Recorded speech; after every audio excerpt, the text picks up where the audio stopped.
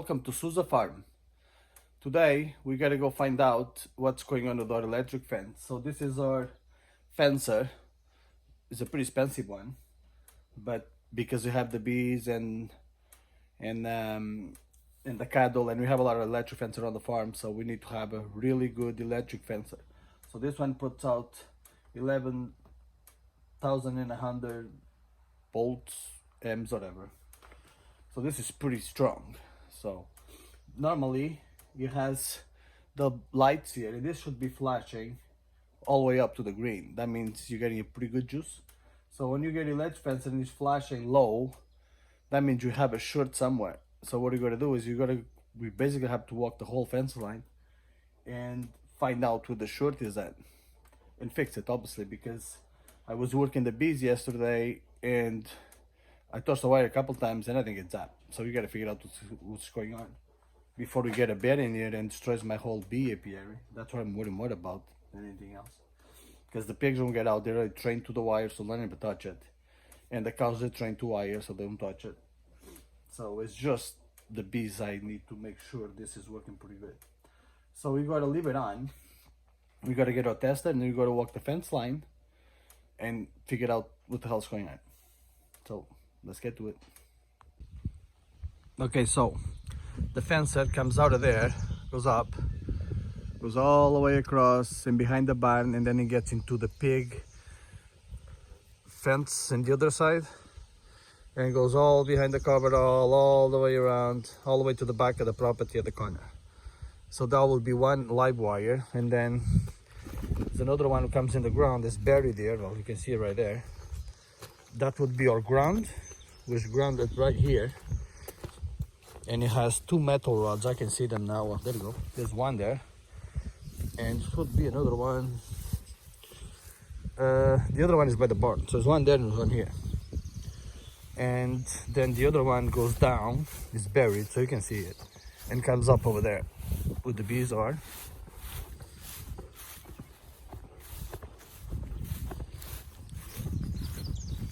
So it comes up here, and then from here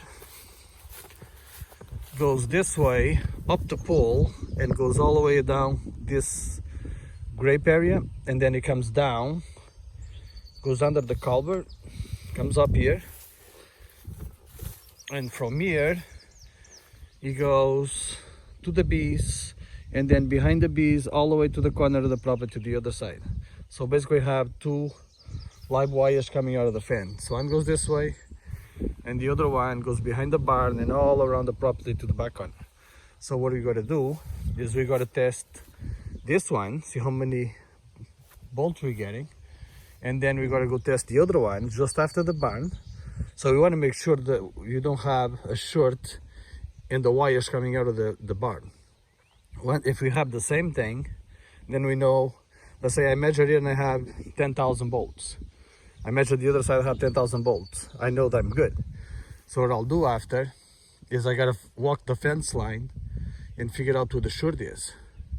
Now if I measure here and I have 10,000 bolts, and then I go measure the pig fence and I have 4,000, then I know the problem is over there. So I don't have to worry about to walk this side.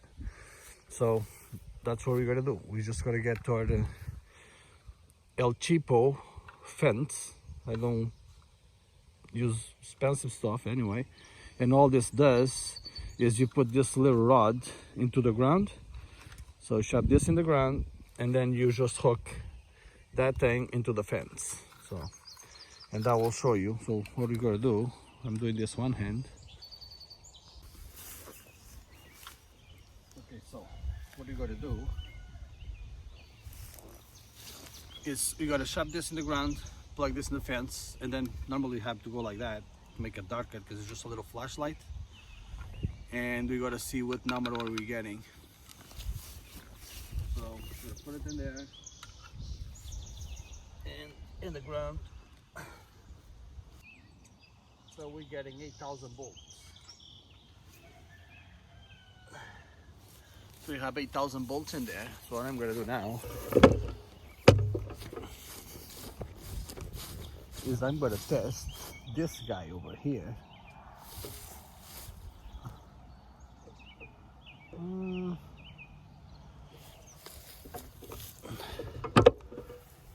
I'm gonna test this guy over here and see how much juice we're getting in.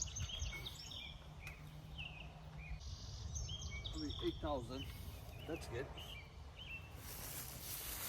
good. So you're getting 8,000 here, so that means that it's not in this side, because 8,000, that's about right.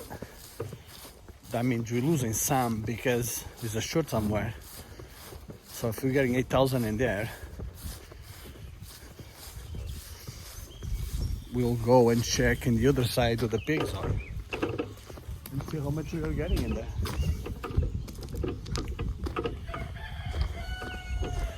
So that means the cable from the barn to the wire there is pretty good. So I'm just gonna test right here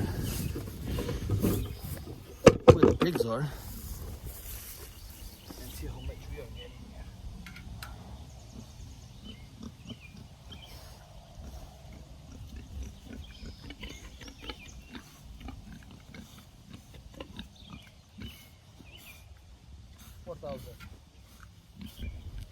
So over here we're just getting 4,000, so that's a big difference. So what we're gonna do is we're gonna go measure over there where the wire is coming out of the barn. I just have my tripod here.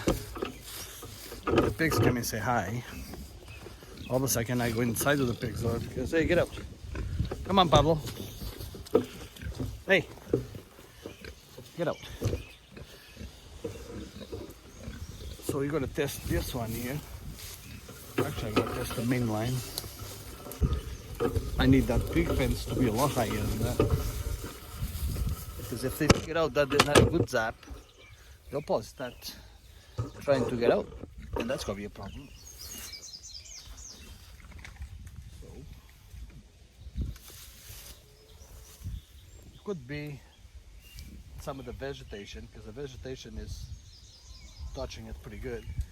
But that shouldn't be grounding it to the point that we just get that low.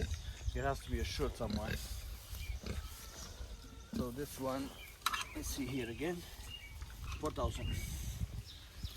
So what we gotta do is, we know you're getting 4,000 here. We gotta go and just walk the property line and see if we find a short somewhere.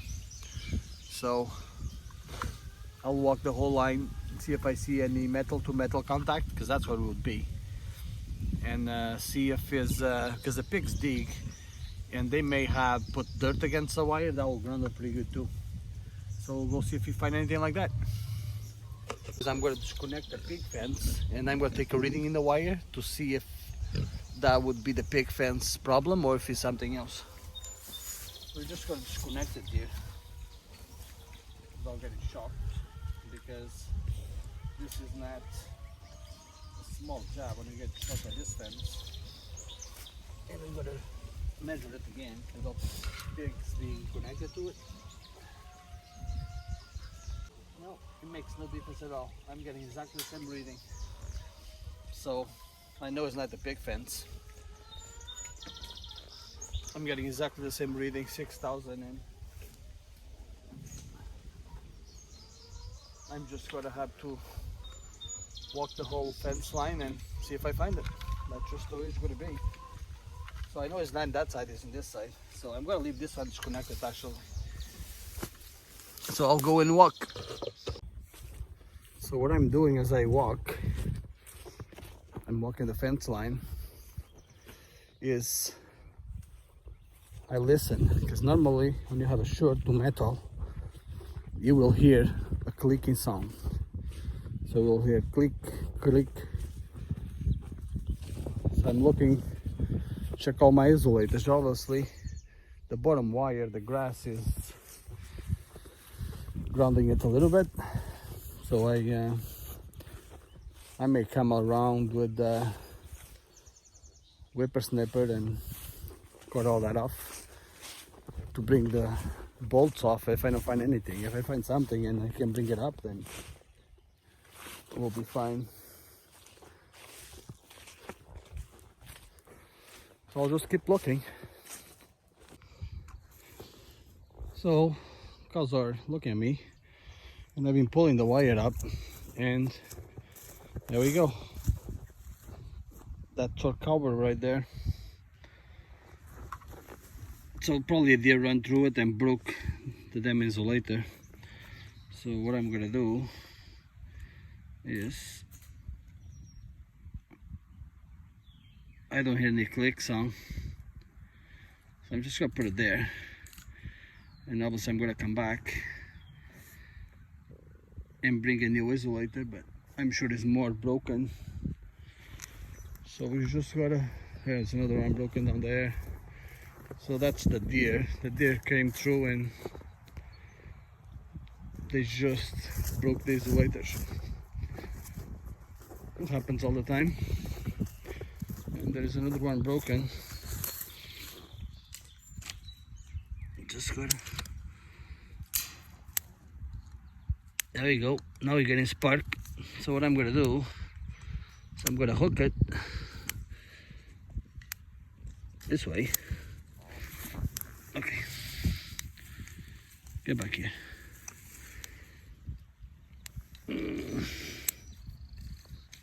There we go. Just put it like that. There you go. Just get in there. Ah, now we're getting fancy here.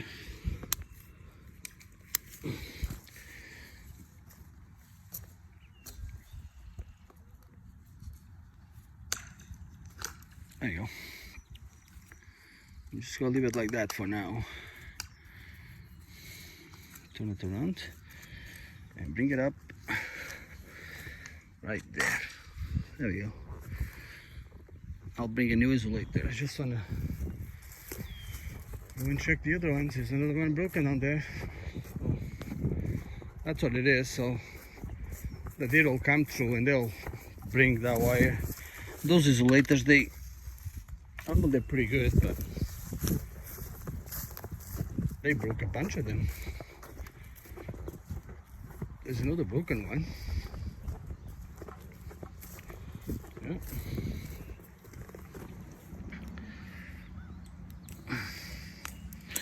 Wow. I just got zapped. So that's because I'm fixing it. And now we can actually hear the zap. There's another one broken here. So I had contact to metal in at least 4 or 5 posts, so that makes sense why it was so low. Now we can actually see spark in there, and either goes through the pliers, like, so that's why I'm using this, because it will give you a pretty good zap. So down there I see everything is good. I can see all these isolators there. So we gotta test it now. We gotta test it right here, see how many bolts we're getting.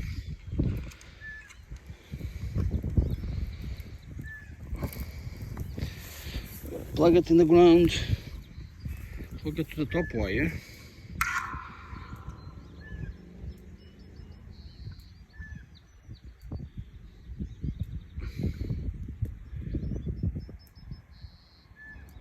$10,000 volts. There we go. So that fixed our problem. So that's all it was, a bunch of broken isolators. So that's pretty much it. So we need 1, 2, 3. I'll just bring a bucket with a bunch of them and fix it up. So that's all you do. So when your fencer is not doing what it's supposed to be do, you just walk the fence line, check your isolators, because that's half of the time that's exactly what it is. The vegetation could ground it a little bit, but it shouldn't be grounded to the point that they're losing 6,000 volts. So I'm gonna get the new isolators. I'm gonna turn off the fencer because I really don't want to get zapped with 10,000 volts or 11, because normally that's what he puts out is 11,000, and I got zapped before the 11 and my arm was numb for 2 days. So I'm gonna go and get the parts and fix it, and then we'll measure it again against the pig fence there and see if that's the problem. The cows, they want to come in this side, but that's not going to happen today.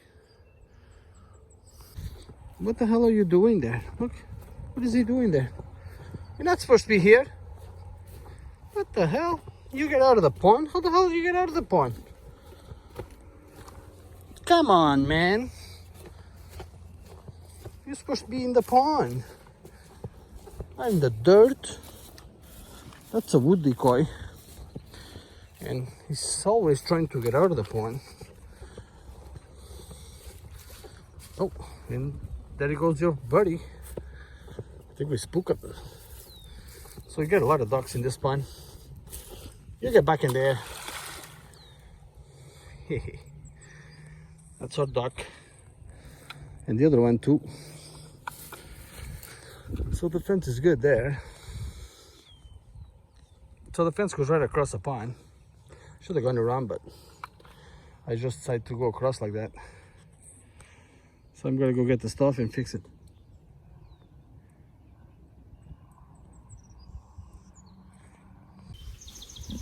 Okay, so we changed the insulators at the back, and we turn it on. We connect the pig fence. Now what you gotta do? You gotta test it.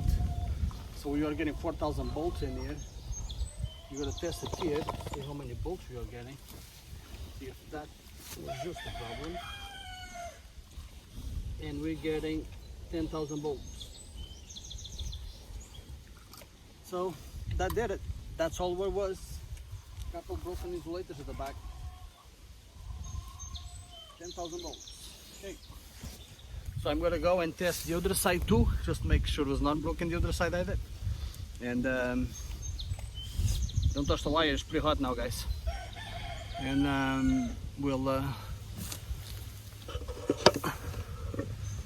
show you the pigs.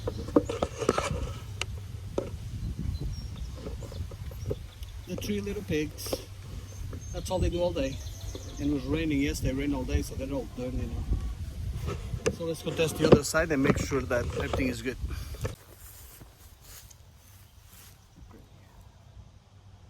So here we are getting 8,000 volts before.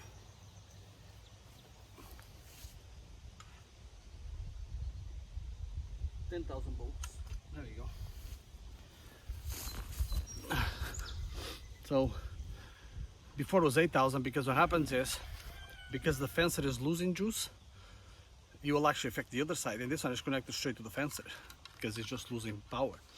Now, the vegetation touching the fence, if you have a really good fencer like I do, that's pretty much the best you can get, is the vegetation does not affect the input that much.